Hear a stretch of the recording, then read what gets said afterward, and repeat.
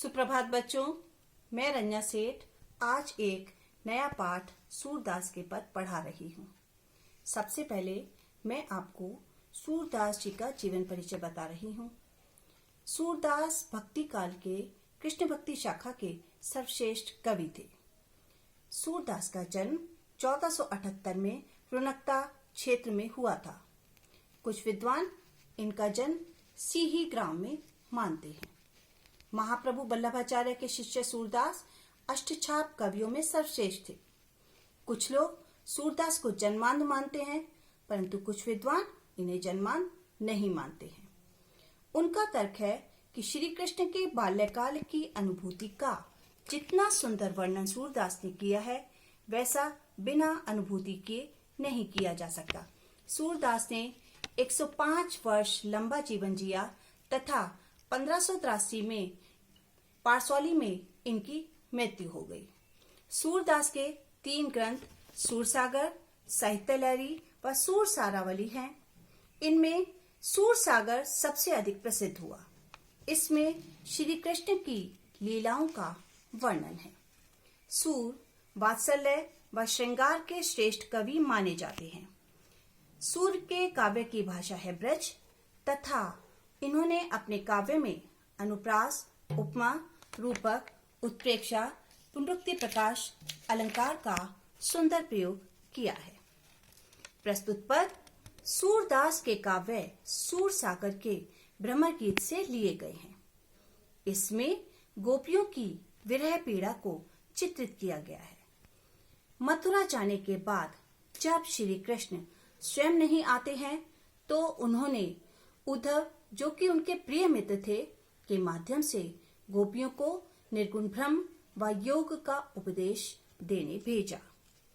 लेकिन गोपियां कृष्ण की उपासक थीं और वह उद्धव का संदेश पसंद नहीं करती। तभी एक भंवरा आता है। भंवरा काले रंग का एक कीट होता है जो फूलों पर मंडराता है। यहीं से भ्रमर गीत का प्रारंभ हुआ। भ्रमर के बहाने गोपियों ने उद्धव पर कटाक्ष किए। पहले पद में गोपियों की यह शिकायत काफी सही है कि उद्धव यदि स्नेह के धागे में बंधे होते तो इस विरह वेदना को समझ पाते। अब मैं आपको सूरदास का पहला पद पढ़ाने जा रही हूँ। ऊधो तुम हो अति बड़भागी, अपरस रहत सनेह तगाते, नाहिन मन अनुरागी। पुर इन पात रहत जल भीतर, तारस देह न दागी। ज्यों जल महा तेल की गागर, बूंद न ताको लागी। प्रीति नदी में पाऊ न बोरियो, दृष्टि न रूप परागी। सूरदास अबला हम भोरी, गुर चाटी जो पागी। सबसे पहले कठिन शब्दों का अर्थ जानेंगे। बड़भागी, भाग्यवान। अपरस, अलिप्त या अनछुआ। तगा, तागा या बंधन। स्नेह, स्नेह, प्रेम। अनुरागी, प्रेम में लिप्त। पुरीनपात, कमल का पत्ता। देह, शरीर। गागर, घड़ा, गगरी। प्रीति नदी, प्रेम की नदी। बोरियो, डुबोया। परागी, मुग्ध होना। भोरी, भोली भाली। गुर चाटी जो पागी, गुड़ से चिपटी हुई चीटी। अब हम इसका भावार्थ समझेंगे। ऊधो तुम हो अति बड़भागी।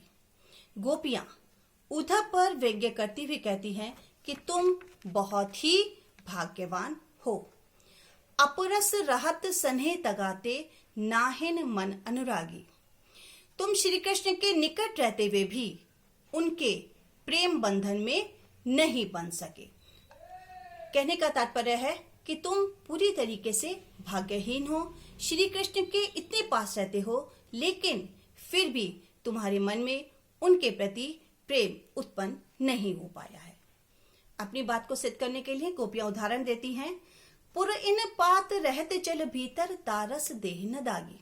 जिस प्रकार से कमल का पत्ता जल के भीतर रहता है, लेकिन उसके ऊपर जल का कोई भी प्रभाव नहीं पड़ता है। जो जल महा तेल की गागर, बूंद न ताको लागी। जिस प्रकार से जल की गागर जिसके ऊपर की तेल लगा हुआ होता है, जब हम उसको जल में डुबोते हैं तो वह बूंद जल का कोई भी स्पर्श उस पर नहीं हो पाता है। प्रीति नदी में पाँव न बोरियो, दृष्टि न रूप परागी।